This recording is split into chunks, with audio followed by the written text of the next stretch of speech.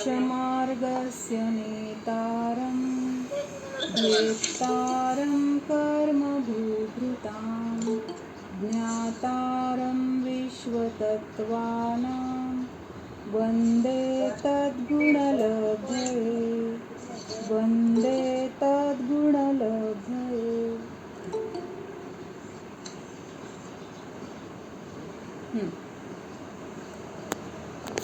मंगलाचरणचा अर्थ आणि मंगलाचरण कोण म्हणतंय? आज कोण सांगतंय? मी नमस्कार करत आहे. छान.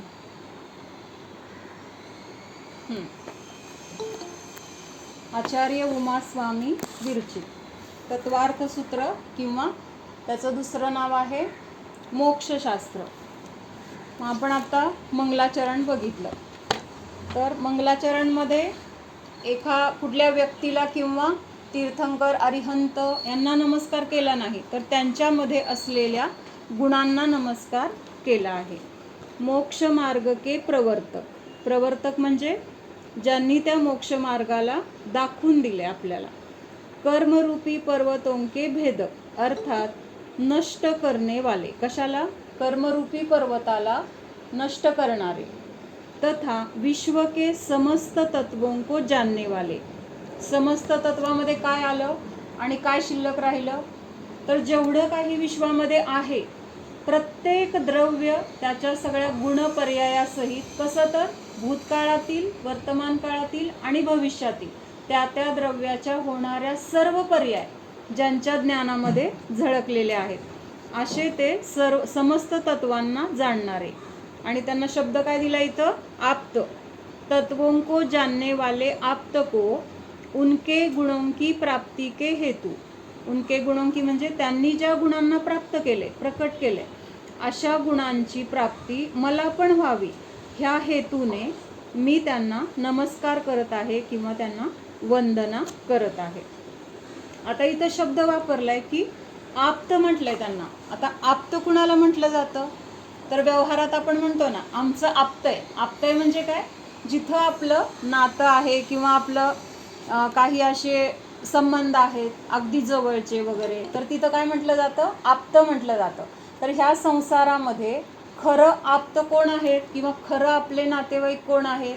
तर हे जे मोक्ष मार्गाचे नेता आहेत किंवा जे आपल्याला ह्या दुःखातून, संसारातून बाहेर काढण्यासाठी हिताचा मार्ग दाखवणारे आहेत, तर तेच खरे आपले आप्त आहेत.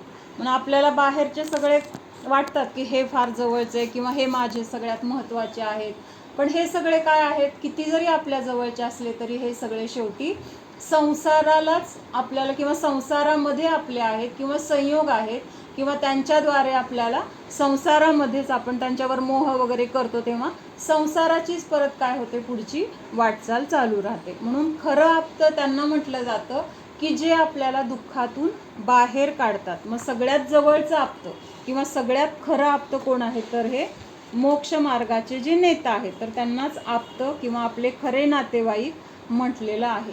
आणि तसं आपल्याला आतून पण वाटायला पाहिजे. कमीत कमी आता समजल्यानंतर तरी सगळ्यात जवळचं कोण असेल मला? तर खरे देवशास्त्र गुरु हेच माझे सर्वात जवळचे आहे. आता आपण काय केलंय? मंगलाचरण आणि त्याचा अर्थ बघितलाय. आता मध्ये आपण सुरुवात जेव्हा ग्रंथाची केली तेव्हा काय बघितलं होतं की ह्या ग्रंथाच्या सुरुवातीला ह्या ग्रंथाचं वर्णन ज्याच्यामधून कळतं अशा 6 गोष्टी बघितल्या होत्या. तर त्याच्यामध्ये पण पहिलं काय होतं? मंगल हे होतं की नाही? मंगल, निमित्त, हेतू, परिमाण, नाम आणि कर्ता. तर मंगल म्हणजेच काय? तर मंगल जे की ज्याच्यामुळं आपल्या दुःखाचा नाश होणार आहे आणि आपल्याला खऱ्या सुखाची प्राप्ती होणार आहे. तर आता आपण मंगलाचरण केलं, त्याचा अर्थ बघितला.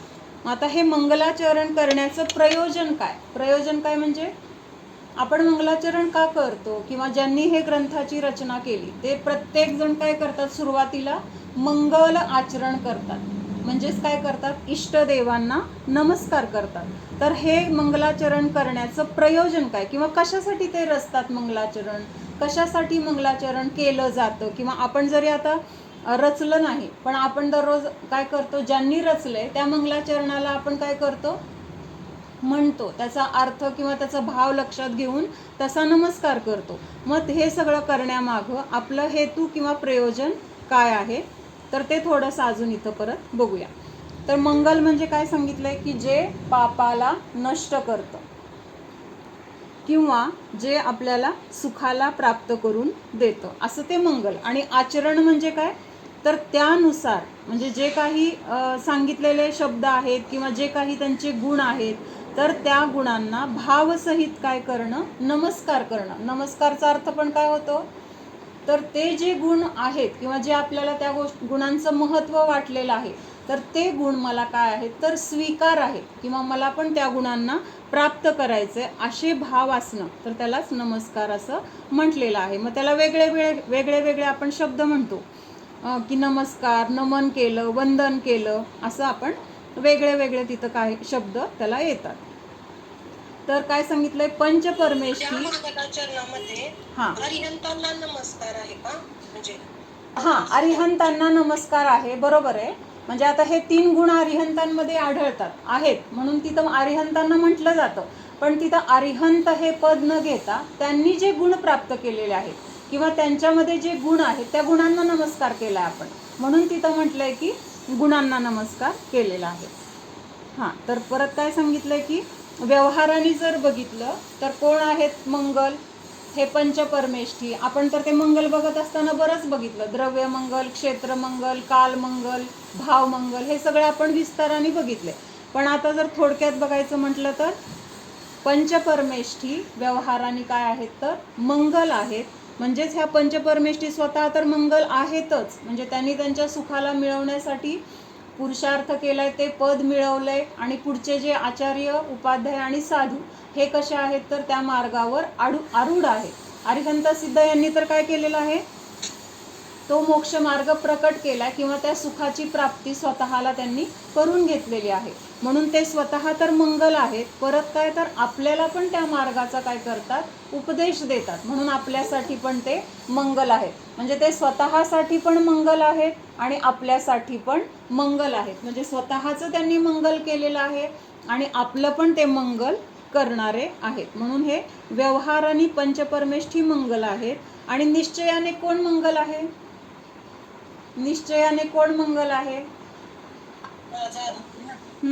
माझा आत्मा. म्हणजे आपला सुद्धा नाही, माझा आत्मा, वैयक्तिक आपला आत्माच आपल्यासाठी काय आहे, तर मंगल आहे. का मंगल आहे, तर देवशास्त्र गुरूंनी दाखवून दिलंय कुणाला, तुम्ही तुमच्या आत्म्याचा आश्रय घ्या किंवा तुम्ही तुमच्या आत्म्याला जाणा. मी जसं माझ्या आत्म्याला जाणून सुखाची प्राप्ती करून घेतली, तुम्हाला जर सुखी व्हायचे तर तुम्ही पण काय करा, ह्या आत्म्याचा काय, ह्या जीवाचं जे स्वरूप आहे, तर त्या जीवाचा तुम्ही आश्रय घ्या. तेच काय आहे, तुमच्यासाठी परम मंगल आहे. म्हणजे व्यवहाराने देवशास्त्र गुरु मंगल आहेत किंवा पंचपरमेष्ठी मंगल आहेत. आणि त्यांनी दाखवून दिलेला माझा आत्मा हा निश्चयाने आणि माझ्यासाठी मंगल आहे. त्याच्यानंतर मंगलाचरण पण 2 प्रकारचे सांगितले. किती प्रकार सांगितलेत, मंगलाचरणाचे पण 2 प्रकार सांगितलेत. एक मुख्य मंगलाचरण आणि दुसरं काय, एक निबद्ध मंगलाचरण आणि एक दुसरं अनिबद्ध मंगलाचरण. 2 प्रकार कशाचे सांगितले, मंगलाचरण जे आपण आता वाचलं की नाही, मोक्ष मार्गस्य नेतारम, असे जे प्रत्येक ग्रंथाचे मंगलाचरण असतात, तर त्या मंगलाचरणाचे पण 2 प्रकार सांगितले. एक आहे निबद्ध मंगलाचरण आणि दुसरं आहे अनिबद्ध मंगलाचरण. आता निबद्ध मंगलाचरण कशाला म्हटलेलं आहे, तर ज्या आचार्यांनी ग्रंथाची सुरुवात करताना मंगलाचरण स्वतःच रचलेलं आहे, तर त्याला काय म्हटलेलं आहे, निबद्ध मंगलाचरण. म्हणजे स्वरचित किंवा स्वतः रचना ज्याची केलेली आहे अशा त्या मंगलाचरणाला काय म्हटलेलं आहे, निबद्ध. म्हणजे त्याच आचार्यांनी ग्रंथ लिहिलाय आणि त्यांनीच मंगलाचरण केले. म्हणजे ज्यांनी ग्रंथाची रचना केली त्यांनी स्वतःच जर मंगलाचरण रचलं असेल तर तिथं काय म्हटलंय, निबद्ध मंगलाचरण. आणि अनिबद्ध कशाला म्हटलेलं आहे, तर दुसऱ्या कुणीतरी मंगलाचरण रचलेलं आहे आणि तेच मंगलाचरण ते ग्रंथ लिहिताना जर वापरलं तर तिथं काय म्हटलेलं आहे, स्वतः न रचता दुसऱ्यांनी रचलेलं मंगलाचरण त्या ग्रंथामध्ये लिहिणं किंवा त्या मंगलाचरणाच्या आश्रयाने पुढच्या ग्रंथाची रचना करणं, तर ह्याला म्हटलेलं आहे अनिबद्ध मंगलाचरण. अन्य ग्रंथकारों से रचा हुआ मंगलाचरण बोलना या लिखना, त्याला म्हटलेलं आहे अनिबद्ध मंगलाचरण. मग आता आपण रोज जे मंगलाचरण करतो आणि त्याचा अर्थ सांगतो, म्हणजे ते मंगलाचरण कुठल्या प्रकारामध्ये बसणार? निबद्ध आणि अनिबद्ध ह्या दोन मधल्या कशामध्ये बसणार? निबद्ध. निबद्ध आणि अनिबद्धचा अर्थ अगोदर समजून घ्या. निबद्ध म्हणजे काय? ज्या आचार्यांनी ग्रंथाची रचना करत असताना स्वतः पहिल्यांदा मंगलाचरणाची रचना केली आहे, त्यांचे शब्द किंवा त्यांच्या विचारांना त्यांनी त्या शब्दामध्ये गुंतवले किंवा रचलेले आहेत शब्द, तर तिथं म्हटलंय निबद्ध. आणि जर दुसऱ्यांचे मंगलाचरण जर आपण म्हटलं किंवा ते मंगलाचरण घेऊन जर त्या ग्रंथाची रचना कुणी केली, तर तिथं म्हटलेलं आहे अनिबद्ध मंगलाचरण. मग आपण आता काय करतोय? उमास्वामी आचार्यांनी हे मंगलाचरण रचलेलं आहे. तत्वार्थ सूत्र ग्रंथ रचताना हे मंगलाचरण कुणी रचलेलं आहे? उमास्वामी आचार्यांनी रचलेलं आहे. आणि आपण काय करतोय? रोज ह्या ग्रंथाचा स्वाध्याय करताना त्यांनी जे काही मंगलाचरण रचले ते मंगलाचरण आपण म्हणतोय. आपण स्वतः तिथं रचना करतोय का? मग मग तिथं काय झालं? ते अनिबद्ध मंगलाचरण झालं. जिससे सुख की प्राप्ती और दुःख का नाश हो. काय सांगितलंय? जिससे मोक्ष की प्राप्ती और दुःख का नाश हो वही मंगल होता है. आता हे दोन प्रकार आपण बघितले. आता परत अजून काय सांगितलंय? हे मंगलाचरण 3 वेळा केलं पाहिजे. काय सांगितलंय?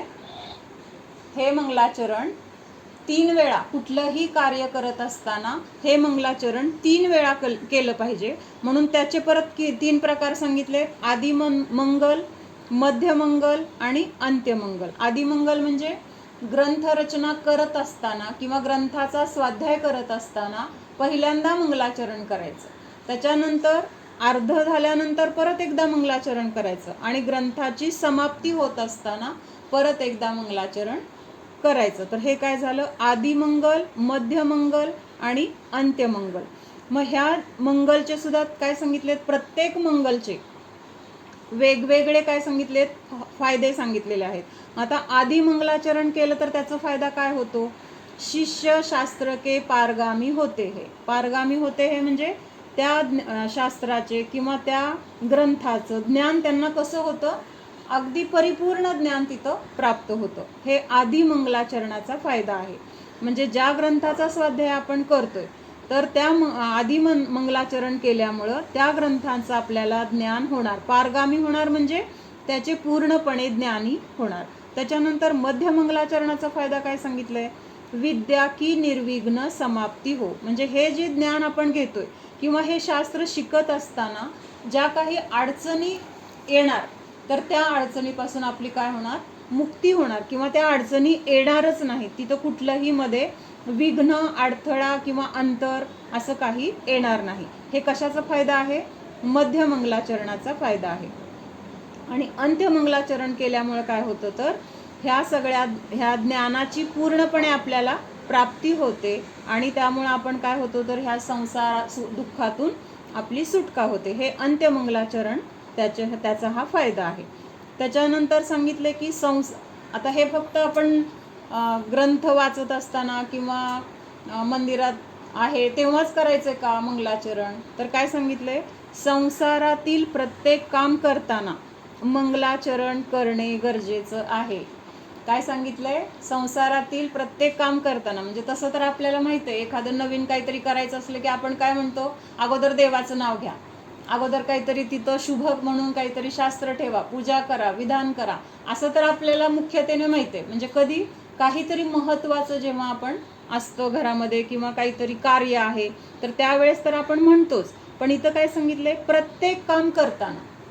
आणि तेव्हा आपला हेतू काय असतो? जेव्हा आपण असं मंगलाचरण करतो किंवा देवाचं नाव घ्या म्हणतो तर ते म्हणण्यामागचा हेतू काय असतो आपला?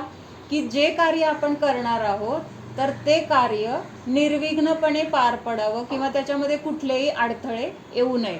म्हणजे इच्छा काय आहे आपली? संसारातलं जे कार्य आहे भले घराचं वास्तुशांती असेल किंवा लग्न असेल किंवा कुठला अजून नवीन काय खरेदी केलेली असेल की लगेच आपण काय म्हणतो, सुरुवात करताना पहिल्यांदा देवाचं नाव घ्या. म्हणजेच ह्याचा अर्थ असतो की ती वस्तू आपल्याला कायम शेवटपर्यंत आपल्या जवळ राहावी किंवा त्याच्यापासून आपल्याला नेहमी चांगलं सुखच मिळावं, त्याच्यामध्ये कुठले अडथळे येऊ नयेत. म्हणजे इच्छा काय आहे त्याच्या मागची आपली, की संसारातील त्या गोष्टी वापरत असताना आपल्याला निर्विघ्नपणे त्याच्यापासून सुख मिळत राहावं. म्हणजे अपेक्षा काय झाली, शेवटी संसारातल्या सुखाची अपेक्षा झाली. मग आता इथं पण त्यांनी तेच सांगितले की संसारातील प्रत्येक काम करताना मंगलाचरण करणे गरजेचं आहे. मग ह्याचा अर्थ असा घ्यायचा का, की जे आपण काम करणार आहे संसारातलं, तर ते काम चांगलं व्हावं किंवा त्याच्यापासून आपल्याला कुठला त्रास होऊ नये ह्याच्यासाठी मंगलाचरण करायचे असं त्यांचा भाव आहे का? काय भाव असेल तिथं? निर्विघ्न पार पडू दे. तेच की मग संसारातलंच की. आता समजा आपण स्वयंपाक करतोय, त्यांनी सांगितलंय की प्रत्येक काम करताना, ठीक आहे, आपण ठरवलं की आता प्रत्येक काम करताना मंगलाचरण करायचं. मग उठलो, स्वयंपाकघरात गेलो, काय सुरू केलं की लगेच तिथं नमोकार मंत्र म्हटला. नमोकार मंत्र सुद्धा काय आहे, मंगलाचरणच आहे. आणि मग तिथं नमोकार मंत्र म्हणून आपण सुरुवात केली. मग ह्याचा अर्थ ते स्वयंपाक चांगला व्हावा किंवा ते स्वयंपाक करताना काही त्रास होऊ नये, खाणाऱ्याला काही म्हणजे त्रास होऊ नये, म्हणजे ह्या भावनेनेच करणार का आपण, किंवा त्याच्या मागं तो भाव आहे का, कुठला भाव आहे त्याच्या मागं, किंवा मंगलाचरण करण्याचा तिथं माझ्याकडून हिंसा होऊ नये. हा हा आपल्या हातून जे पाप जर घडलं किंवा काही हिंसा झाली असेल तर अशी गुन्हे त्याच्यासाठी क्षमा किंवा प्रायश्चित्त. बर. हां, तर त्याचा हेतू इथं काय आहे की मंगलाचरण प्रत्येक काम करताना का करायला सांगितले. एकतर ते काम करावं लागतंय, हे काय आहे, आपला दोष आहे. म्हणजे आपण काहीतरी तसं कर्म केले म्हणून आपल्याला ह्या सगळ्या गोष्टी कराव्या लागतात, ह्या जबाबदाऱ्या आपल्यावर आहेत किंवा आपलं ती कर्तव्य म्हणून आपल्याला करणं गरजेचं आहे. पण मग म्हणून हे मंगलाचरण करायचंय की हे करावं लागतंय, हे माझं कुठल्या तरी पापाचं फळ आहे आणि त्याचं प्रायश्चित्त म्हणून हे मंगलाचरण करतोय. किंवा परत आता हे कार्य करत असताना ज्या जीवांना माझ्याकडून त्रास होणार असेल तर त्याच्याबद्दल पण तिथं म्हणजे त्यांची हिंसा होऊ नये, त्यांना काही माझ्यामुळं दुःख होऊ नये, त्रास होऊ नये, हा एक मनामध्ये भाव आहे. त्याच्यानंतर अजून ते काम करत असताना समजा आपण मंगलाचरण नाही केलं तर काय विचार असणार, काहीतरी राग द्वेषच असणार, इष्ट अनिष्ट भाव, किंवा तिथं काहीतरी असं झालं तसं झालं, म्हणजे विकल्प कुठले असणार, तर संसाराचे असणार. मग हे मंगलाचरण केल्यानंतर आपल्या मनामध्ये भाव कुठले असणार, शुभ भाव असणार. म्हणजे संसाराचे विकल्प तिथं आपोआप कमी झाले किंवा तिथं कशाय भावांची तिथं काय झाली, मंदता झाली आणि तिथं आपला उपयोग शुभामध्ये राहण्यासाठी उपयोग झाला. म्हणून मंगलाचरण करण्यासाठी तिथं संसारातलं कुठलंही कार्य चांगलं व्हावं ह्या इच्छेने आपण करत नाहीये, तर त्याच्या मागं उलट काय आहे, ह्या संसारातून मला सुटायचंय, नाविलाज म्हणून मला हे करावं लागतंय. तर ते करत असताना जे जे काही माझ्याकडनं दोष होणार असतील किंवा कुठल्या जीवांची हिंसा विराधना होणार असेल तर त्याच्याबद्दल खंत आहे आणि त्यांना त्रास होऊ नये हा एक भाव आहे. आणि आपल्या परिणामांची विशुद्धी सतत राहावं. आणि असं पण म्हटलं जातं ना की आपण जे कार्य करतोय, आता समजा आपण स्वयंपाक करतोय, मग स्वयंपाक करत असताना आपल्या मनामध्ये जे भाव आहेत किंवा जे विचार चालू आहेत तर त्याचा परिणाम त्या अन्नावर होतो, की म्हणजे खाणाऱ्याचे भाव पण तसे होतात, की जसे आपण करताना आपले भाव होते त्या भावांचा संस्कार त्या अन्नावर होतो आणि मग ते अन्न खाणाऱ्याचे भाव पण तसे होतात. म्हणून असं म्हटलं जातं ना, जैसे खावे अन्न तैसे होवे मन, अशी म्हणजे पूर्वी असं म्हणायचे की बाबा म्हणून करताना सगळे भाव आपले कसे पाहिजेत, तर चांगले पाहिजेत. नाहीतर राग द्वेष ते आदळ आपट करत जर केलं तर त्या खाणाऱ्याचे पण भाव कसे होतात, त्याला पण अशी चिडचिड होते, विनाकारण तिथं संक्लेश परिणाम, म्हणजे शेवटी त्या अन्नावर पण असे संस्कार होतात. मग आपण जर मंगलाचरण करून जर स्वयंपाक केला तर खाणाऱ्याचे भाव पण कसे होणार, शुभ भाव होण्यासाठी तिथं ते निमित्त रूपाने होणार. परत सांगितले की असं मंगलाचरण केल्यानंतर आपल्याला फायदा काय होतो. मग सांगितले की आपलं जीवन पापमय होणार नाही, कारण आपलं जास्तीत जास्त शुभामध्ये वेळ जाणार किंवा आपले परिणाम शुभ असणार, मंद असणार, त्यामुळे दुसऱ्यांना त्रास होईल किंवा हिंसा होईल असे आपले भाव नसणार किंवा आचरणामध्ये पण त्यामुळे काय होणार, आपोआप सावधानता येणार, पाप भाव येणार नाहीत. त्याच्यानंतर अन्याय अनिती आपल्याकडून होणार नाही. संक्लेश परिणाम होणार नाहीत. संक्लेश परिणाम म्हणजे काय? तीव्र कषाय. कषायांची जेव्हा तीव्रता असते तेव्हा कसं असतं? मन अशांत असतं, मनामध्ये आकुलता असते. मग ही आकुलता किंवा ही अशांती आपल्याला होणार नाही. म्हणजेच काय असणार तिथं आपले परिणाम? एकदम शांत असणार किंवा मंद कषाय असणार. हे कशाचे फायदे आहेत? मंगलाचरण केल्याचे रोजच्या रोज आपल्याला होणारे हे फायदे आहेत. त्याचं आपल्याला परंपरा फळ तर नंतर मिळणार आहे, पण केल्यानंतर लगेच त्या वेळेस आपल्याला जे फायदे जाणवणार आहेत, तर त्याच्यामधले हे फायदे काय काय सांगितले आता? आपले जीवन पापमय होणार नाही. म्हणजे कमीत कमी आपल्याकडनं काय होणार? ह्या 5 प्रकारच्या पापांची काय होणार? प्रवृत्ती. म्हणजे आता ही 5 पापं केल्याशिवाय तर आपल्याला पर्याय नाही, किंवा आपल्याला रोजचं जीवन जगत असताना हे पापक्रिया आपल्याकडनं घडणारच. पण त्यामध्ये सुद्धा काय होणार? जेवढं काही अगोदर होत होतं तर त्याच्यामध्ये कमी कमी कमी होत जाणार. म्हणजेच आपलं जीवन काय होणार? पापमय होणार नाही. त्याच्यानंतर असे पाप करण्याचे भाव येणार नाहीत. पापभाव येणार नाहीत म्हणजे काय? तीव्र कषाय होणार नाहीत किंवा तीव्र लोभ होणार नाही. 5 इंद्रियांना भोगण्याची जी आसक्ती असते तर ती आसक्ती तेवढी राहणार नाही. मग ती उलट आता भोगावं लागतंय, खावं लागतंय, तर नाविलाज म्हणून खाल्लं जाईल. मग तिथं कमीत कमी कशी हिंसा होईल हा विचार करून आपल्याकडून तिथं स्वयंपाक वगैरे केला जाईल. जास्तीत जास्त काळजी घेऊन आपण तिथं सावधानपूर्वक आपल्याकडून सगळ्या क्रिया होणार. मग अशा पद्धतीने पापभाव पण येणार नाही. त्याच्यानंतर अन्याय आणि अनिती आपल्याकडनं होणार नाही. अन्याय आणि अनिती म्हणजे दुसऱ्यावर आपल्याकडून अन्याय केलाच जाणार नाही.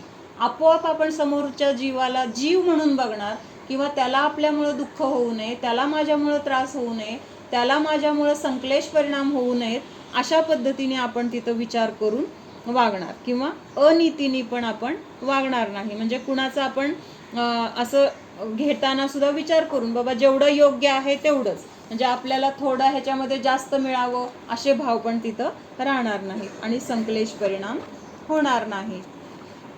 त्याच्यानंतर अजून काय काय सांगितलंय? अजून म्हणजे वेगवेगळ्या पद्धतीने ह्या मंगलाचरणाचे फायदे सांगितलेले आहेत. आता मंगलाचरण करण्याचं प्रयोजन काय? तर सांगितलं की म्हणजे आचार्यांनी हा ग्रंथ रचताना मंगलाचरण का केलं, तर त्याची कारणं त्यांनी इथं दिलेली आहेत. पहिल्यांदा तर सांगितलं की कुणालाही असं वाटतंच की आता जे हातात कार्य घेतलेलं आहे तर ते कार्य व्यवस्थितपणे पार पडलं पाहिजे, त्याच्यामध्ये कुठला अडथळा येऊ नये. म्हणून तिथं लिहिलंय की ग्रंथ की निर्विघ्न समाप्ती. मंगलाचरणाचा पहिला हेतू काय सांगितला? ग्रंथ की निर्विघ्न समाप्ती. उमास्वामी आचार्यांनी इतक्या भावपूर्वक मंगलाचरण केले की 2000 वर्षामध्ये अखंडपणे ह्या ग्रंथाचा लाखो जीवांनी लाभ घेतला. म्हणजे त्यांनी ते मंगलाचरण इतक्या भावपूर्ण त्यांच्याकडनं ते रचलं गेलं, किंवा त्यांचा भाव तिथं इतका उत्कृष्ट होता. काय काय होता भाव? एकतर स्वतःला ह्या संसारातून बाहेर पडायचं हे तर त्यांचा उत्कृष्ट भाव होताच. अजून काय होतं त्याच्या जोडीला?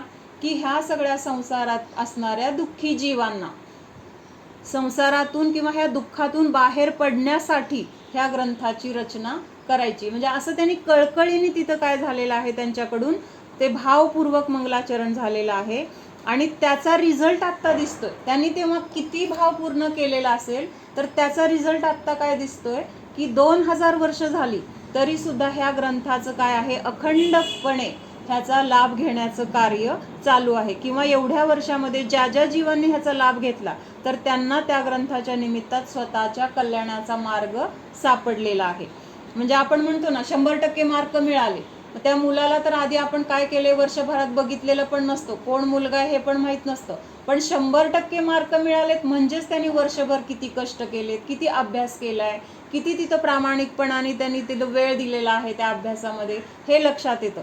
मग आता 2000 वर्ष हा ग्रंथ कसा चालू आहे? अखंडपणे चालू आहे. म्हणजे तिथं लिहिलंय की उमास्वामी आचार्यांनी इतक्या भावपूर्वक ह्याचे मंगलाचरण केले ह्या ग्रंथाचे की 2000 वर्ष अखंड ह्या ग्रंथाचा लाखो जीवांनी लाभ घेतलेला आहे. म्हणजे ग्रंथाची निर्विघ्न समाप्ती तर झालीच, पण तिथं कुठेही परत तो ग्रंथ लोप झाला नाही किंवा नष्ट झाला नाही किंवा त्या ग्रंथाला कोणी बघितलं नाही असं झालं नाही, तर सतत काय आहे? एक आदराने त्या ग्रंथाकडे बघितलं जातं. आपल्याला सुद्धा कसं वाटलं, तत्वार्थ शिकायचंय, तत्वार्थ सूत्र म्हणजे एक महत्त्वाचा ग्रंथ आहे, मला त्याचं ज्ञान झालं पाहिजे, मला तो ग्रंथ शिकायचा आहे. म्हणजे आपल्याला एवढं महत्त्व का वाटतंय त्याचं, म्हणजे ह्याच्यावरून हे लक्षात घ्यायचं की त्यांनी किती कळकळीने किंवा आत्मीयतेने तो ग्रंथ रचलेला आहे. म्हणून सांगितलं की ग्रंथ की निर्विघ्न समाप्ती. दुसरं आहे शिष्टाचार का पालन. शिष्टाचार म्हणजे काय, आपण व्यवहारात म्हणतो की नाही, सगळे व्यवहार तर पाळले पाहिजे. मग तसं इथं ग्रंथ लिहिताना पण एक असा रूल म्हणा किंवा एक असं की शिष्टाचार म्हणजे काय म्हणतो आपण, औपचारिकपणाने सुद्धा असं कोणतरी आलं तरी आपल्याला जरी तिथं वेळ नसला वगैरे तरी आपण कसं करतो, लगेच या या या जेवढं आपल्याला शक्य आहे तेवढं तिथं करण्याचा प्रयत्न करतो. म्हणजे हे शिष्टाचार पालन झालं. त्याच्यानंतर नास्तिकतेचा परिहार. तिसरा मुद्दा काय सांगितलाय, नास्तिकतेचा परिहार. म्हणजेच काय आहे, आपण आस्तिक आहोत, आपण नास्तिक नाहीत. नास्तिक कशाला म्हटलंय, की ज्याला देवशास्त्र गुरु हे स्वीकार नाही, ज्याला स्वतःच्या आत्म्याचा स्वीकार नाही, तर त्याला काय म्हटलेलं आहे, तिथं नास्तिक म्हटलेलं आहे. मग आपल्याला ह्याच्यावरून हे सिद्ध होतंय की ज्या अर्थी आपण देवशास्त्र गुरूंना मानतोय किंवा देवशास्त्र गुरु हे आपले आदर्श आहेत किंवा त्यांनी दाखवलेला माझा आत्माच माझ्यासाठी इष्ट आहे, तर ह्याच्यावरून हे सिद्ध होतंय की आपण आस्तिक आहोत, म्हणजेच आपण नास्तिक नाही. लक्षात येते का, म्हणजे नास्तिकतेचा परिहार. परिहार म्हणजे काय, आपण नास्तिक नाही हे सिद्ध झालं, परिहार केला म्हणजे त्या मताचं तिथं खंडन केलं किंवा त्या मताला तिथं खोडून काढलं. मग नास्तिक नाहीत आपण हे तिथं खोडून काढणं, तर हे काय आहे, नास्तिकतेचा परिहार. कारण ग्रंथामध्ये देवशास्त्र गुरु, सिद्ध भगवान, पंचपरमेष्ठी किंवा त्यांचे गुण ह्याला नमस्कार केलाय म्हणजे काय करतोय, आपण ह्या सगळ्याचा स्वीकार करतोय. म्हणजे त्यांच्या अस्तित्वाचा आपण स्वीकार करतोय, त्यांचं अस्तित्व आपण मानतोय किंवा ते आपल्यासाठी मंगल आहे ह्याचा स्वीकार करतोय. म्हणून इथं काय झालं, नास्तिकतेचा परिहार करण्यासाठी सुद्धा हे मंगलाचरण रचलं गेलेलं आहे. त्याच्यानंतर पुढचा मुद्दा सांगितला की कृतज्ञता का पालन. म्हणजे आचार्यांनी हे मंगलाचरण आपल्यासाठी केलेलं आहे आणि त्या आचार्यांचं तिथं आपल्यावर एवढे उपकार आहेत, त्या उपकाराची कृतज्ञता व्यक्त करण्यासाठी काय केलेलं आहे, हे मंगलाचरण आपण म्हणतो. आता आपण म्हणतो किंवा आचार्यांनी मंगलाचरण केलं, मग त्यांना अरिहंत सिद्ध ह्यांचं काय होतं, तिथं त्यांचा बहुमान होता किंवा त्यांच्याबद्दल कृतज्ञता होती. त्यांच्यामुळं मला ह्या संसारातून सुटण्याचा मार्ग कळला आणि त्यामुळं त्यांनी काय केलं, त्यांच्याबद्दल कृतज्ञता व्यक्त करण्यासाठी हे मंगलाचरण केलं. आणि आपण कशासाठी करायचंय, की आज आपण ह्या शास्त्राच्या आधाराने ह्या संसारातून बाहेर कसं पडायचंय किंवा ह्या दुःखातून सुटका कशी करून घ्यायची, तर ह्याचं ज्ञान आपल्याला ह्याच्यातून होणार आहे. आणि त्याच्यासाठी त्यांनी हा ग्रंथ आपल्यासाठी रचलाय. म्हणजे हा आपल्यावर त्यांनी केलेला जो उपकार आहे, तर त्याची काय आहे, तिथं थोडंसं तिथं कृतज्ञता व्यक्त करण्यासाठी हे मंगलाचरण रचलेलं आहे. ज्यांनी आपल्यावर उपकार केला त्यांचे स्मरण करणे हे काय आहे, कृतज्ञतेचं लक्षण सांगितलंय. म्हणून तिथं मंगलाचरण सांगितलेलं आहे.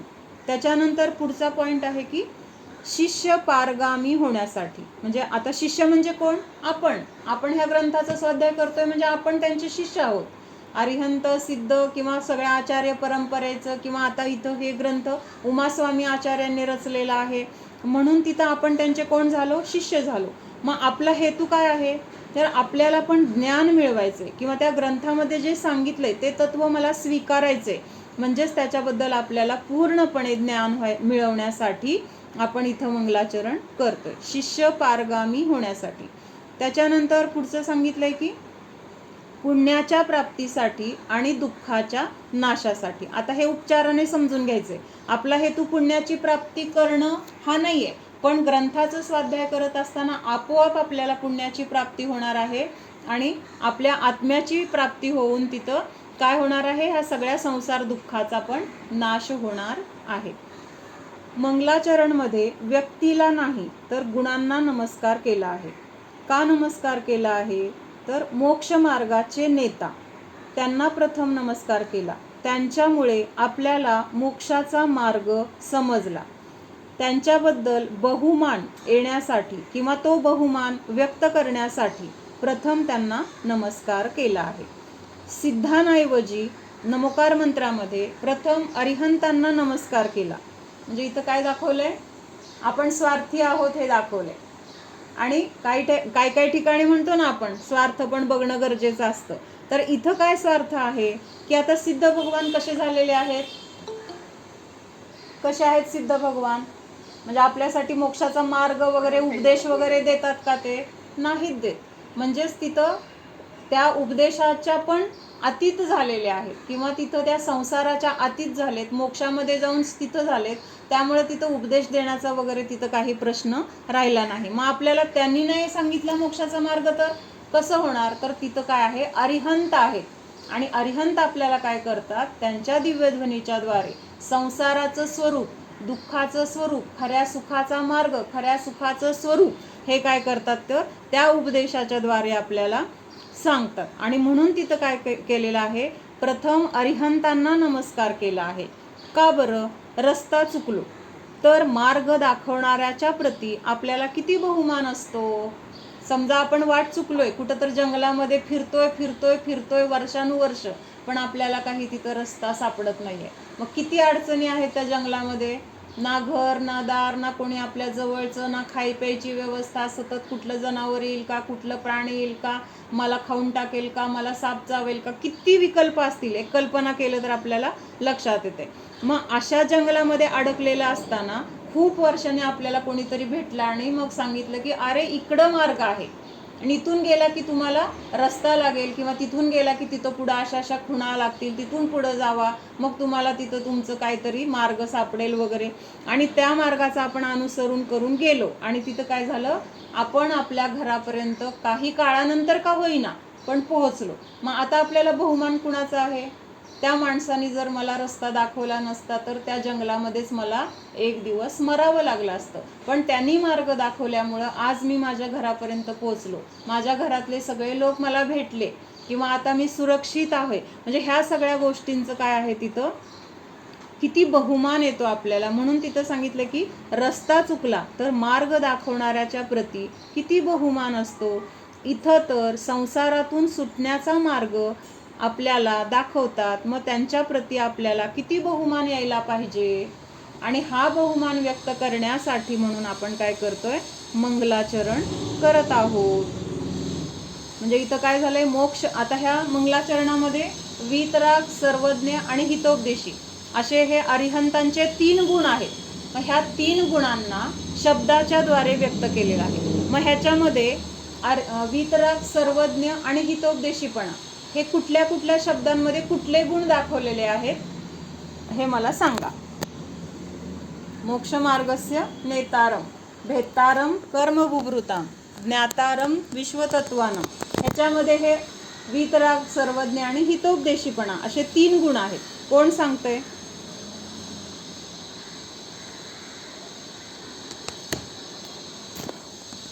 हा सांगा. मोक्ष मार्गस्य नेतारम, म्हणजे ज्ञातारम विश्वतत्वानं म्हणजे सर्व. हा. म्हणजे वीतरागी आहे. हा.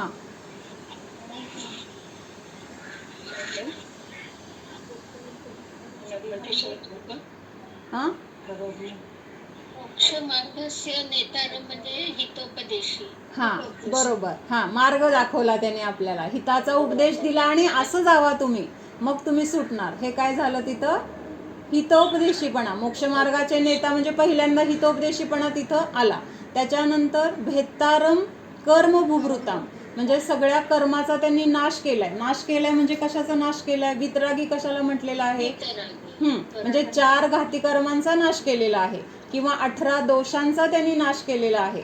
म्हणून काय म्हटलेलं आहे? कर्मरूपी पर्वताला त्यांनी भेदले. 18 दोषांचा नाश झाला की तिथं वितरागता प्रकट झाली आहे की नाही, किंवा घाती कर्म नष्ट झाले किंवा अनंत चतुष्टय प्रकट झाले, केवल ज्ञान प्रकट झालं. म्हणजे हेच काय आहे? तर तिथं म्हणजे भेत्तारम कर्मभूभृताम किंवा तिथं कुठलं विशेषण आलं, मग वीतरागता हे आलं. आणि तिसरं कुठलं आहे, सर्व विश्वाचे जे ज्ञाता आहेत, ज्ञातारम विश्वतत्वानां, जे सर्व सर्वज्ञपणा तिथं, म्हणजे वीतराग, सर्वज्ञ आणि हितोपदेशीपणा असं ह्याच्यामध्ये त्यांनी घटवलेलं आहे. त्याच्यानंतर आता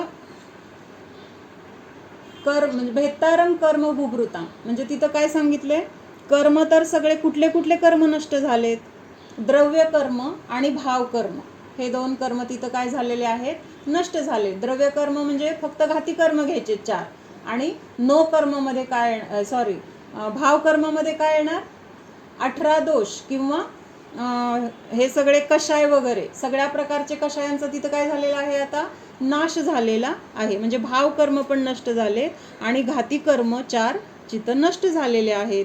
आणि जे सर्व विश्वाचे ज्ञाता आहेत किंवा वीतराग, सर्वज्ञ आणि जे हितोपदेशी आहेत, अशा त्यांना माझा त्यांच्यासारख्या गुणांच्या प्राप्तीसाठी नमस्कार करत आहे. त्याच्यानंतर अजून एक सांगितलंय की जे वीतरागी आणि सर्वज्ञ आहेत त्यांच्याकडूनच हितोपदेशीपणा संभवतो म्हणजे काय, जे वीतरागी आहेत, सर्वज्ञ आहेत, तेच आपल्याला हिताचा उपदेश देऊ शकतात.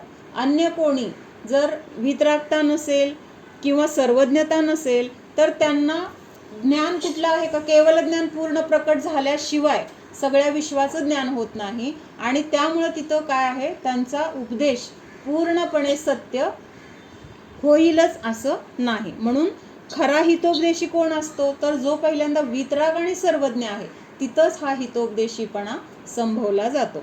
म्हणजे आता समजा वीतराग अजून पूर्ण अवस्था नाही आहे, थोडंसं राग आहेत, कषाय आहेत, तर तिथं मग काय आहे, कषाय आहेत म्हणजे काय होणार, तिथं क्रोध, मान, माया, लोभ असणार. मग तिथं कधीतरी आपल्या स्वार्थवश आपण खोटं सांगणार किंवा आपल्याला अज्ञान असेल तरी पण आपल्याकडून खोटं सांगितलं जाणार. म्हणून तिथं काय आहे, हितोपदेशीपणा संभवत नाही. आणि सर्वज्ञामुळं सगळं जाणलं जातं. कसं जाणलं जातं सर्वज्ञपणामुळं, की स्पष्ट जसं आहे तसं.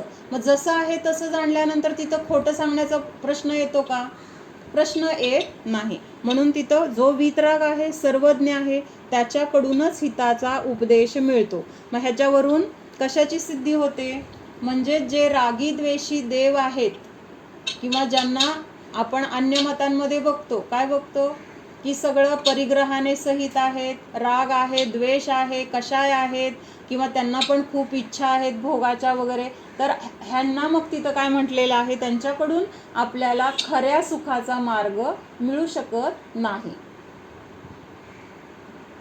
म्हणजे खऱ्या सुखाचा, ज्यांना स्वतःलाच खरं सुख कशात आहे हे कळत नाहीये, किंवा जे खऱ्या सुखाचं किंवा सुखाला मिळवण्यासाठी जे परिग्रहाला गोळा करतायत किंवा ते म्हणजे स्त्री वगैरे सुद्धा त्यांना लागते कशासाठी, तर त्याच्यामध्ये त्यांना सुखाची कल्पना आहे. मग ज्यांना सुख खरं कशात आहे हे माहीत नाही, तर ते आपल्याला सुखाचा मार्ग कसा दाखवू शकते. म्हणून सांगितलंय जे वीतराग आहेत, जे सर्वज्ञ आहेत, तेच आपल्याला हिताचा उपदेश देऊ शकतात. अन्य कोणी आपल्याला हिताचा उपदेश देऊ शकत नाही. त्याच्यानंतर मोक्ष ह्या शब्दाचा अर्थ काय सांगितलाय, तर मोक्ष म्हणजे ज्याच्यामध्ये आपल्याला विलक्षण सुखाची प्राप्ती होते. विलक्षण म्हणजे विशेष सुखाची, जे आपल्याला संसारामध्ये मिळू शकत नाही किंवा संसारातल्या त्याच्यासारखं सुख संसारामध्ये आपल्याला कुठंही सापडू शकणार नाही, असं ते विलक्षण सुख आपल्याला प्राप्त होऊ शकतं. आता मोक्ष ह्या शब्दाची फोड आपण 2 प्रकाराने बघितली होती. जो मोहाचा क्षय करतो, मोहाचा क्षय करतो म्हणजेच काय झालं, तिथं आपल्याला दुःख आहे ते कशामुळे आहे, ह्या मोहामुळे खरं आपल्याला काय आहे तर दुःख आहे. आणि जिथं ह्या मोहाचाच नाश झालेला आहे तर त्याला तिथं काय म्हटलेलं आहे, मोक्ष म्हणजे मोहाचा क्षय करणारा किंवा मोहाचा हरण करणारा तो मोक्ष असं म्हटलेलं आहे. अजून एक कुठला अर्थ होता मोक्षाचा, अजून एक कुठला अर्थ होता मोक्षाचा, कोण सांगतंय, आठवतंय का? नाही, हां बरोबर आहे. नाही, मोहाचा अर्थ होता एक, मला मोहाचा आठवत होता. मोहाचा अर्थ काय होतो तर जो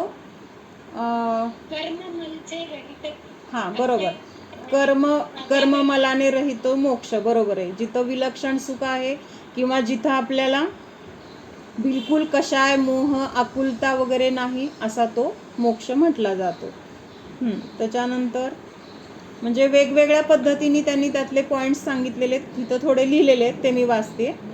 कोण फक्त ज्ञानाने, कोण फक्त चारित्र्याने आणि कोणी फक्त श्रद्धेने, असं वेगवेगळ्या पद्धतीने मोक्ष मानतात. म्हणजे ह्या तिन्ही मधला एक जरी असेल तरी मोक्ष होतो असं अन्य मतवादी मानतात. तर वेगवेगळ्या मतांचे खंडन करण्यासाठी, निराकरण करण्यासाठी आचार्यांनी, आता हे पहिल्या सूत्राचं आहे खरं, ठीक आहे, हे उद्या बघू आपण.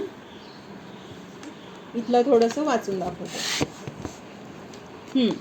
इस शास्त्र को प्रारंभ करने से पूर्व संक्षेप में यह बताना आवश्यक है कि इस शास्त्र का विषय क्या है. आता मोक्षशास्त्र पुस्तक ज्यांच्याकडे आहे तर त्यांनी बघा एक पहिल्याच पानावरचं मी वाचते. आचार्य देव ने इस शास्त्र का नाम मोक्ष शास्त्र अथवा तत्वार्थ सूत्र रखा है. जगत के जीव अनंत प्रकार के दुख भोग रहे हैं और उन दुखों से सदा के लिए मुक्त होने अर्थात अविनाशी सुख प्राप्त करने के लिए रात दिन उपाय कर रहे हैं. काय सांगितलंय? ह्या शास्त्राचं नाव आचार्यांनी मोक्षशास्त्र असं दिलेलं आहे. मग मोक्षशास्त्र हे नाव किंवा तत्वार्थ हे का नाव लिहिलं तर त्याचं सांगतायत की ह्या जगामध्ये जे जीव आहेत तर किती प्रकारच्या दुःखाला भोगतायत ते जीव? 1, 2, 4, 5 किती प्रकारचं दुःख भोगतायत? तर सांगितलं की अनंत प्रकार के दुःख भोग रहे हे. म्हणजे ह्या 4 गतीमध्ये जे दुःख आहे तर ते किती प्रकारचं आहे? अनंत प्रकारचं दुःख आहे. आणि त्या दुःखातून सदा के लिए मुक्त, म्हणजे किती काळासाठी मुक्त? थोड्या काळाने परत आपल्याला, म्हणजे आता थोडा वेळ सुख मिळालंय पण परत थोड्या वेळाने दुःख मिळणार आहे असं आहे का? नाही. तर ह्या शास्त्राचा आपण अभ्यास केला किंवा त्यानुसार आचरण केलं तर असं सुख आपल्याला मिळणार आहे की सदा, म्हणजे कायमसाठी आपली ह्या दुःखातून सुटका होणार आहे. अर्थात अविनाशी सुख प्राप्त करने के लिए रात दिन उपाय कर रहे हैं, किंतु उनके वे उपाय मिथ्या होने से जीवों का दुख दूर नहीं होता, एक या दूसरे रूप में दुःख बना ही रहता है. काय सांगितलंय? म्हणजे इतके प्रकाराने आपण तिथं उपाय करण्याचा प्रयत्न करतोय, सतत कष्ट करतोय, सतत काही ना काही धडपडतोय, पाप करतोय, कशाय करतोय, तरी सुद्धा आपला दुःख काही दूर होत नाही. किंवा असं वाटतंय की आता दुःख जरासं कमी झालंय किंवा संपलंय असं म्हणेपर्यंत काय होतंय, तिथं कुठलं ना कुठलं दुःख परत तिथं येऊन थांबलेलं आहेच.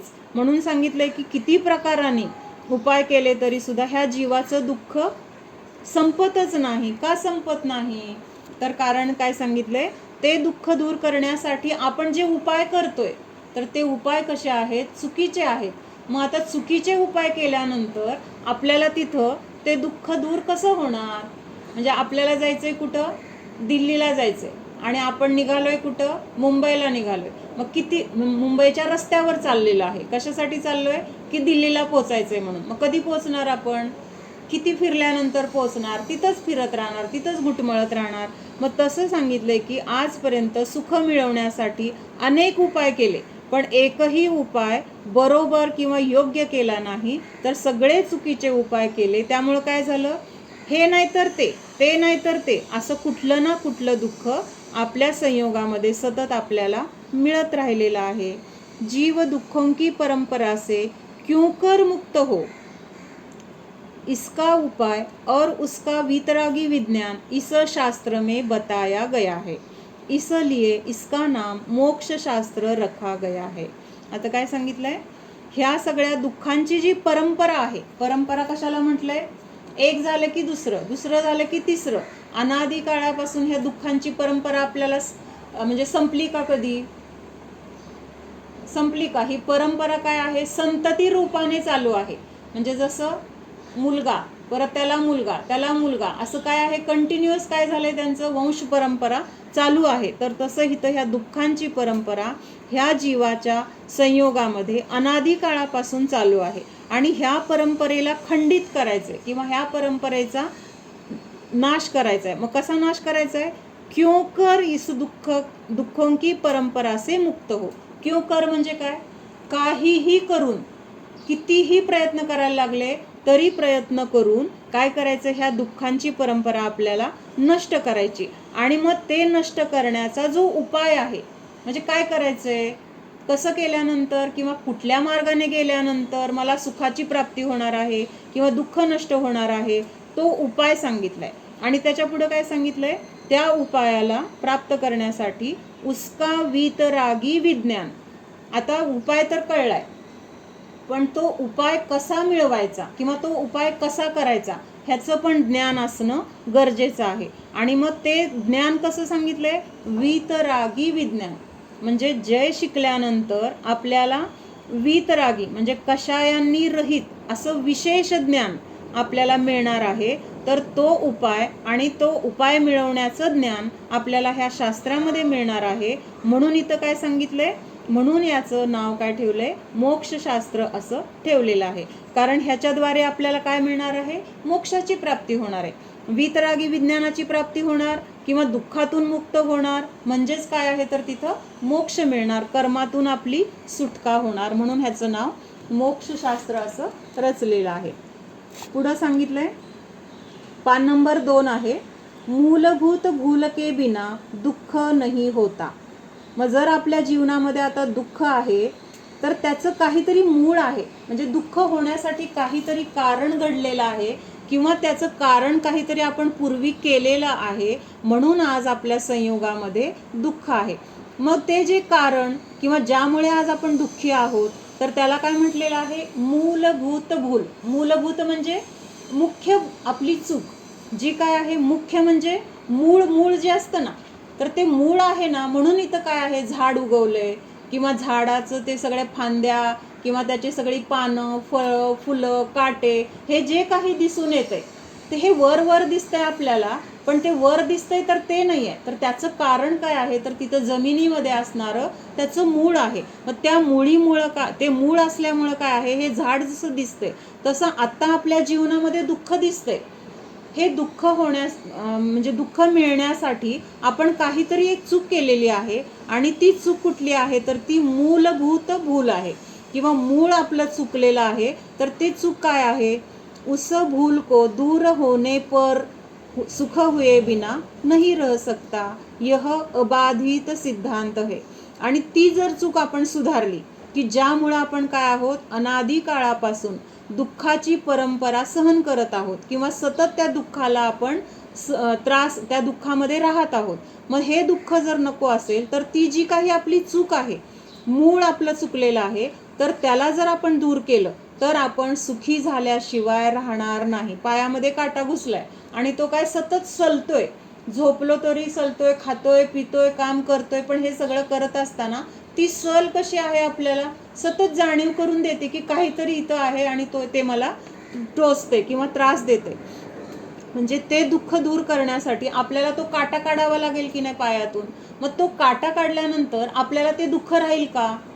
काटा निघाला की काय होणार आहे, त्या क्षणी आपल्याला त्याचं जे काही टोच होती तर ती टोच तिथंच आपली नष्ट होणार आहे. मग तसं सांगितलंय, ती जर चूक आपली दूर झाली तर आपल्याला सुख झाल्याशिवाय राहणारच नाही. हा काय आहे, अबाधित सिद्धांत. अबाधित म्हणजे काय, ह्याला कोणीही बाधा आणू शकत नाही. बाधा आणू शकत नाही म्हणजे ह्याला कोणीही चूक ठरवू शकत नाही.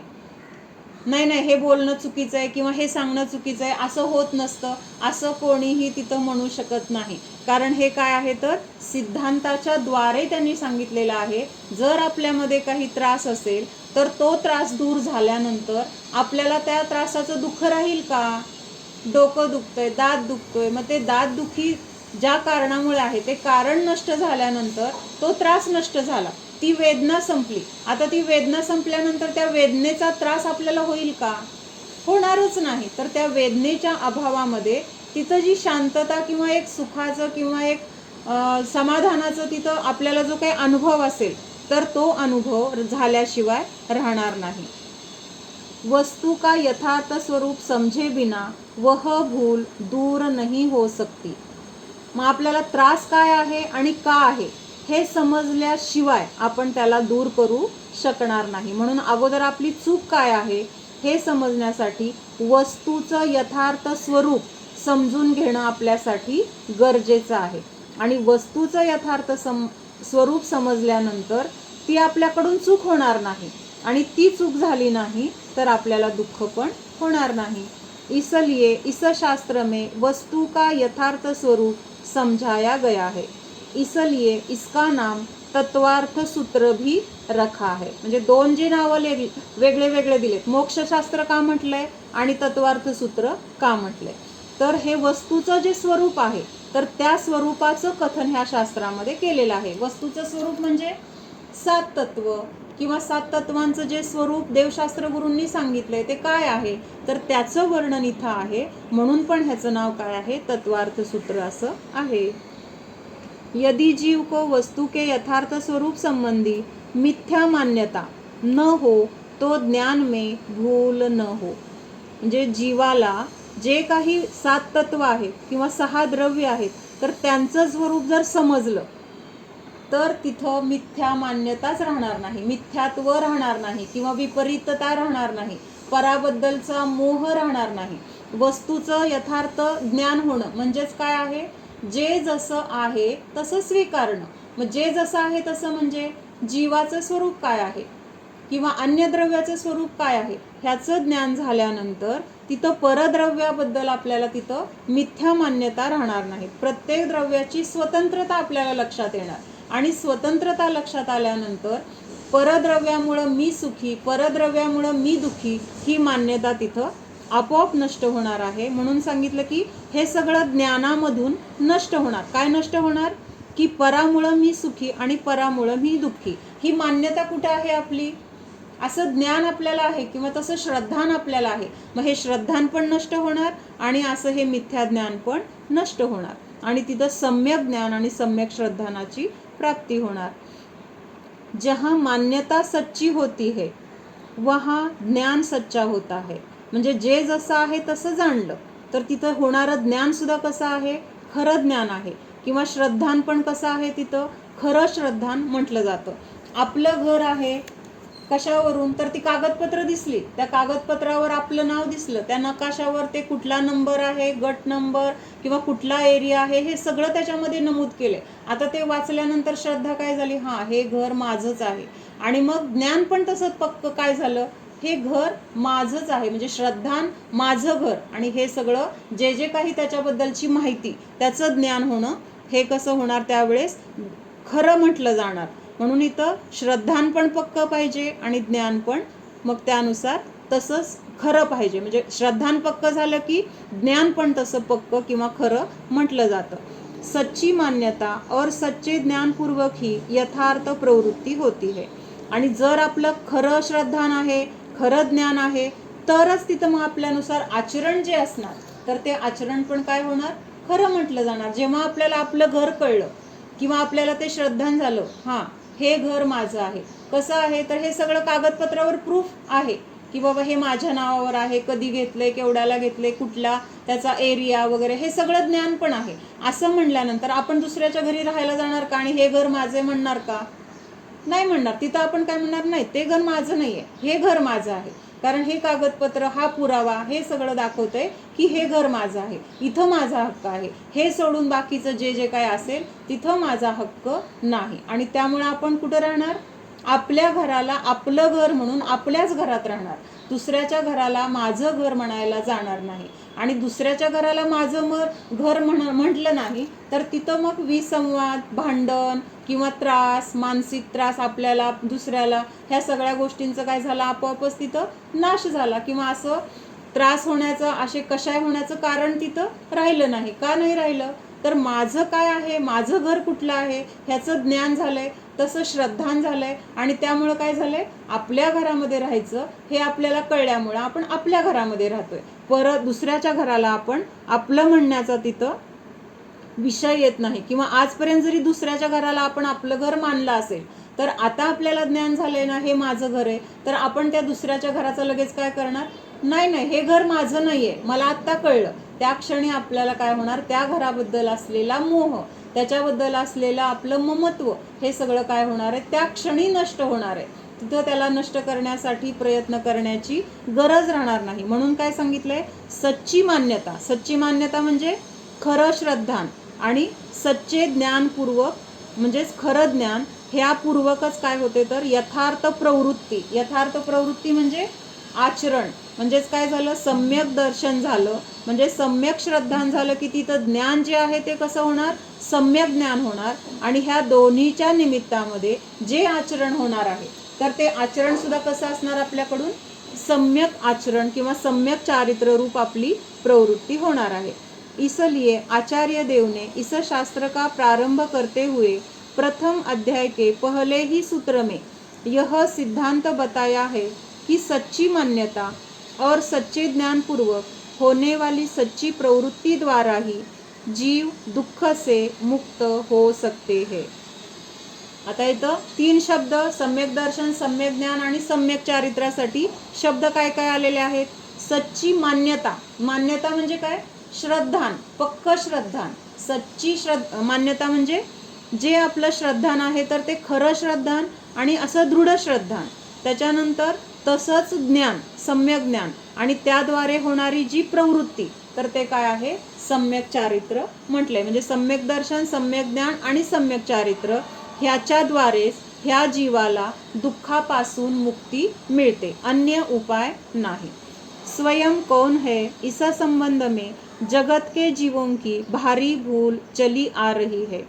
मी कोण आहे ह्याबद्दल सगळ्या जीवांचं काय चाललेलं आहे. सगळ्यात मोठी चूक आपली कुठं आहे तर मी कोण आहे हेच आपल्याला माहित नाहीये. मग आपण काय समजतोय, मी म्हणजे कोण, शरीर. मी म्हणजे हा किंवा माझा जीव ज्या गोष्टीमध्ये आहे किंवा मला जी गोष्ट आवडते तर ते म्हणजेच माझं अस्तित्व. म्हणजे आता खूप वेळा असं पण आता व्यवहारात म्हणतात ना, धनाला पण काय म्हणले, प्राण. म्हणजे धन नष्ट झालं तर त्या जीवाला काय होतं, माझं सगळं नष्ट झालं. आणि खूप जण तर काय करतात, मग अशा वेळेस आत्महत्या वगैरे करतात. म्हणजेच काय, त्या धनामध्ये आपण आपला जीव मानलेला आहे किंवा त्याच्यामध्ये आपण आपलं स्वतःचं अस्तित्व मानले. आणि हीच काय आहे जगामध्ये सगळ्या जीवांची सगळ्यात मोठी चूक चालू आहे. काय सांगितलंय, जगत के जीवों की भारी भूल चली आ रही है, की मी कोण आहे हेच माहीत नाहीये. आणि हे माहीत नसल्यामुळं काय झालंय, मग त्या दुसऱ्या सगळ्या गोष्टींमध्ये हे म्हणजे मी, हे म्हणजे मी, हे माझं, असं आपण तिथं काय केलेलं आहे, कल्पनेने सगळ्या तिथं गोष्टी करून ठेवलेल्या आहेत. एक छोटा मुलगा असतो, अगदी छोटा, बालवाडीत जात असतो. आणि मग तिथं शाळेत गेल्यानंतर तिथं त्याला काय शिकवतात, मॅडम त्याला म्हणजे सगळ्यांना शिकवत असतात, आय म्हणजे मी. काय लिहिलंय, आय म्हणजे मी, असं तिथं मॅडम सांगतात सगळ्या मुलांना. मग एक मुलगा त्यातलं काय करतो, आय म्हणजे मी म्हणजे तिथं लिहायचं वहीत काय लिहितो, आय म्हणजे टीचर. आता मॅडम म्हणतात आय म्हणजे मी, आता सगळ्यांनी पण तसंच म्हणायला पाहिजे ना, आय म्हणजे मी. तर ते काय म्हणतो मुलगा, मॅडमनी सांगितलंय ना आय म्हणजे मी, मग तो लिहितो आय म्हणजे टीचर असं लिहितो. आणि मॅडमनी सांगितलेलं असतं की हे पाठ करून या. मग घरी जातो आणि घरी पण जाऊन काय करतो, अभ्यास करताना आय म्हणजे टीचर, आय म्हणजे टीचर असं तिथं तो म्हणत राहतो. मग हे कोण ऐकतं, आई ऐकते. मग आई म्हणते, अरे आय म्हणजे मी, आय म्हणजे टीचर नाही, असं आईने सांगितलं. आता त्या मुलाला काय वाटलं, अरे मॅडमनी काहीतरी सांगितलं असेल, आपल्याला कळलं नसेल, आई म्हणते ते बरोबर आहे. मग काय करतो, आय म्हणजे आई, आय म्हणजे आई. म्हणजे असं काय झालेलं आहे. मग वडील ऐकतात. मग वडील परत संध्याकाळी आल्यावर वडील म्हणतात, अरे आय म्हणजे आई नाही, आय म्हणजे मी. आता तिथं आपल्याला फक्त इथं उदाहरण समजून घ्यायचंय, स्पष्टीकरण नाहीये.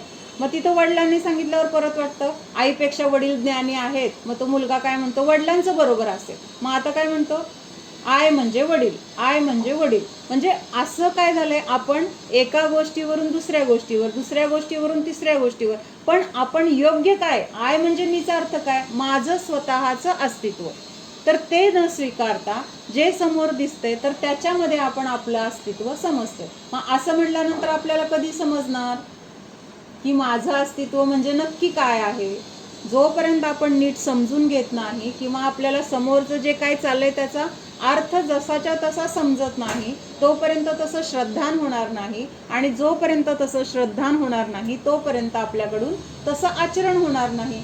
म्हणजे मुळामध्ये जर चूक असेल तर त्याच्यामुळं घडणाऱ्या सगळ्या गोष्टी कशा घडणार, मग चुकीच्या घडणार. मग चुकीच्या गोष्टी घडल्यानंतर आपल्याला त्याच्यातून सुखाची प्राप्ती होणार का दुःखाची प्राप्ती होणार? जर मुळामध्ये चूक आहे, एक गाडगं उलटं ठेवलंय म्हणल्यावर काय म्हणतात, त्याच्यावर सगळी गाडगी उलटीच ठेवावी लागतात. मग तसं मुळामध्ये जर चुकलंय आपलं, तर त्याच्यामुळं सगळ्या काय आहेत, एक गणिताची पायरी चुकली तर उत्तर काय येणार आहे, पुढच्या 10 पायऱ्यामध्ये सगळ्या एक पायरी चुकली की पुढच्या सगळ्या पायऱ्या चुकत जाणार आहेत आणि शेवटी उत्तर चुकीचंच येणार, गॅरंटीनी चुकीचं येणार आहे, तिथं बरोबर येणार नाही. मग तसं आपली मुळामध्ये काय चूक आहे, बहुत से जीव शरीर को अपना स्वरूप मानते हैं, इसलिए वे शरीर की रक्षा करने के लिए निरंतर अनेक प्रकार के प्रयत्न करते रहते हैं. जबकि जीव शरीर को अपना मानता है, तब जिसे वह समझता है कि यह शारीरिक सुविधा चेतन या जड़ पदार्थों की ओर से मिलती है, उनकी ओर उसे राग होता ही है, और जिसे वह समझता है कि असुविधा चेतन या जड़ पदार्थों की ओर से मिलती है, उनकी ओर उसे द्वेष भी होता है. इस प्रकार की धारणा से जीव को आकुलता बनी रहती है. काय सांगितलंय, म्हणजे पहिल्यांदा तर चूक आपली काय सांगितली आहे की शरीर म्हणजे मी, शरीर को अपना स्वरूप मानते है, म्हणजे हे शरीर म्हणजेच माझं अस्तित्व, किंवा शरीराला जे होते ते मलाच होते, शरीराला जे अनुकूल आहे ते मलाच अनुकूल आहे, अशी आपली मान्यता असल्यामुळं त्या शरीराच्या रक्षेसाठी म्हणजे सांभाळण्यासाठी आपण जे करतोच आहे, वेगळं काय त्यात आपल्याला समजून घेण्याची गरज नाही. आपण उठल्यापासून झोपेपर्यंत किंवा अनादी काळापासून जे जे काही करत आलोय तर ते ह्या शरीराला सांभाळण्यासाठी करत आलोय. मग कसं सांगितले त्यांनी, निरंतर अनेक प्रकार के प्रयत्न करते रहते हैं. निरंतर म्हणजे थोडा सुद्धा मध्ये तिथं गॅप नसतो, सतत ना सतत म्हणजे थोड्या सुद्धा अंतर न ठेवता ह्या शरीराच्या रक्षेसाठी किंवा या शरीराच्या सुखासाठी आपण काय करतोय, निरंतर अनेक प्रकार के प्रयत्न. आपल्याला वाटतंय झोपलो आपण ह्या शरीरासाठी काय केलं नाही, पण झोपलंय हे सुद्धा कशासाठी, त्या शरीराला विश्रांती मिळण्यासाठी. म्हणजे ते सुद्धा काय आहे, तिथं आपण शरीरासाठीच प्रयत्न आपला चालू आहे. भले आपण तिथं झोपलेलं दिसतोय, पण तो प्रयत्न काय आहे, शरीरासाठीच आहे. म्हणून निरंतर, मग तिथून झोपेतून उठल्यावर त्या शरीराला स्वच्छ करायचं, त्याला खाऊ पिऊ घालायचे, त्याला व्यायाम करायचा, त्याला अजून काय द्यायचे, म्हणजे हे प्रयत्न आपले सतत चालू आहेत. जब जीव शरीर को अपना मानता है, मग ज्याला त्याने आपलं मानले, मग त्या शरीराला एखाद्या जीवाकडून किंवा एखाद्या पुद्गल पदार्थांकडून जर तिथं अनुकूलता मिळते, आपल्याला कोणी मदत करतंय तर त्याच्याबद्दल आपल्याला तिथं काय होतंय, मग रागभाव येतोय म्हणजे त्याच्याबद्दल आपल्याला छान वाटतंय की ह्याने मला मदत केली, किंवा हा माझ्यासाठी काय आहे, सुख देणारा आहे, किंवा मला हा नेहमी मदत करतो, किंवा ह्याच्यामुळे मला नेहमी माझे कष्ट कमी होतात. म्हणजे असं त्या गोष्टीबद्दल किंवा त्या व्यक्तीबद्दल आपल्याला तिथं काय वाटत राहतं, राग म्हणजे काय, ममत्व, त्याच्याबद्दल आपल्याला इष्टभाव, ते सतत असावं वाटणं, हे काय आहे तिथं वाटत राहतं. आणि ज्यामुळं मला असुविधा म्हणजे काय, मला त्रास होतोय, किंवा ज्या गोष्टी मला त्रास देत आहेत, मग ती व्यक्ती असेल किंवा पदार्थ असतील, मग अशा पदार्थांमुळे जर मला त्रास वाटत असेल तर त्या गोष्टींना दूर करण्यासाठी प्रयत्न करतो म्हणजेच त्याच्याबद्दल आपल्याला द्वेष आहे हे लक्षात येत नाही आपल्याला, पण तिथं आपल्याला ती गोष्ट नको वाटते, ह्याचाच अर्थ काय आहे, त्या गोष्टीबद्दल आपल्याला द्वेष झालाय. म्हणजे समजा आता आपल्याला लाईट नाही आहे आणि खूप उखडतंय आणि त्यावेळेस कसं वाटतंय, किती उखडतंय आणि तिथं काय झालं, लाईट आली. आता ह्या दोन गोष्टीमध्ये आपण विचार करायचा, जेव्हा आपल्याला उखडत होतं तेव्हा काय वाटत होतं, नको, किती उखडतंय, म्हणजे त्या उष्णतेबद्दल किंवा त्या शरीराला होणाऱ्या त्रासाबद्दल आपल्याला तिथं काय वाटतंय, नको तो त्रास, किंवा हे मला अनिष्ट आहे, म्हणजेच तिथं त्या उखाड्याबद्दल आपल्याला काय आहे, द्वेष आहे. आपल्याला असं कुणाबद्दल तरी भांडण करतो किंवा कुणाबद्दल तरी आपण निंदा करतो, त्यावेळेसच द्वेष आहे असं नाही. अशा संयोगामध्ये घडणाऱ्या छोट्या छोट्या गोष्टींमध्ये आपल्याला राग तरी आहे किंवा द्वेष तरी आहे. मग ज्या गोष्टी आपल्याला अनुकूल वाटतात त्याच्याबद्दल आपल्याला राग आहे, त्या गोष्टी आपण सांभाळायला बघतोय. थंडी वाजते, मग गरम कपडे आपण सांभाळून ठेवतो की नाही का, कुठं पण फेकून देतो. नाही हे मला लागतंच, रात्री झोपताना मला हे बांधल्याशिवाय झोप येत नाही किंवा मला त्रास होतो नाही बांधलं तर, म्हणून त्या गोष्टीला आपण जपतो. म्हणजे त्या गोष्टीबद्दल आपल्याला राग आहे. आणि तिथं लाईट, आता उन्हाळ्याचं उदाहरण, लाईट गेली की तिथं आपल्याला काय वाटतंय, तिथं द्वेष वाटतोय. आणि लाईट आली म्हटलं की काय झालं, तिथं हा थंड वाटलं, आता कसं बरं वाटतंय. म्हणजेच तिथं त्या हवेमुळं जो काही आपल्याला असं छान वाटलं, तर त्या छान वाटणं म्हणजेच काय आहे, त्याच्याबद्दल आपल्याला तिथं राग भाव आहे. आणि जी गोष्ट नको वाटत होती त्याच्याबद्दल आपल्याला तिथं द्वेष भाव आहे. आणि हे सतत राग आणि द्वेष आपले कंटिन्युअस चालू आहेत. म्हणजे सतत एक क्षण पण ह्याच्यामध्ये गॅप नाही, निरंतर हे चालू आहे. कारण आपण त्या शरीरासाठी सतत कुठले ना कुठले काय आहे प्रयत्न करत आहोत. इस प्रकार की धारणा से जीव को आकुलता बनी रहती है. काय सांगितलंय मग, अशा प्रकारच्या मान्यतेमुळे, धारणा म्हणजे काय, एक पक्का विश्वास आहे ना मनामध्ये, ह्या शरीराला जे अनुकूल ते मला पाहिजे, ह्या शरीराला जे प्रतिकूल ते मला नको आहे, किंवा त्याला मला दूर करायचे आणि जे माझ्यासाठी चांगलं वाटते त्याला मला सांभाळायचे. आणि अशा प्रकारच्या ह्या मान्यतेमुळं हा जीव सतत आकुलीत राहतो. आपल्याला लक्षात येत नाही, आपल्याला असं वाटतं की हे तर योग्य आहे, किंवा हे असं वाटणारच, हे असंच असतं, किंवा असं होणारच. म्हणजे ह्या सगळ्या गोष्टींची आपल्याला सवय इतकी झालेली आहे की आपल्याला त्याच्यामध्ये काही चूक आहे किंवा त्याच्यामध्ये काहीतरी आपल्याला त्रासदायक चाललेलं आहे असं वाटतच नाही. म्हणून जीवाची आकुलता त्यामुळे काय होते, सतत चालू राहते. चला बाकीचं उद्या बघूया.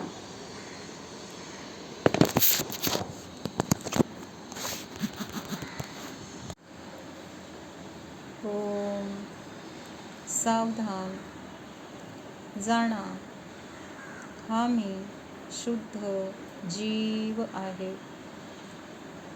जाणणारा आहे, मात्र जाणत आहे.